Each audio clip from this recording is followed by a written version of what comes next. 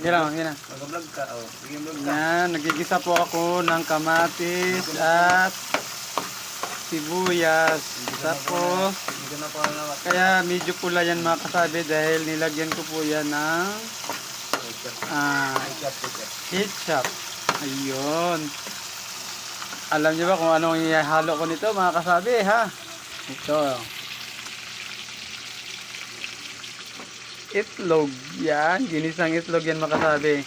Dahil okay na po yung gisa, ilalagay po na natin yung itlog. Ayun no. Ihagis natin. Bubusan natin yung mga kasabi ang itlog. Yan. Ang sarap. Tapos, mga kasabi, ito na. Siyempre, kasama yung inaan muna natin yung apoy kasi medyo malakas. Ayan. Para hindi siya tumigas, kailangan natin siyang halukayin. Halukay ubi mga kasabi. Kasi medyo masabaw to kunti. Sarap sa kanin. Ayan. Parang sarsyadong itlog ang tawag nito, kalalabasan.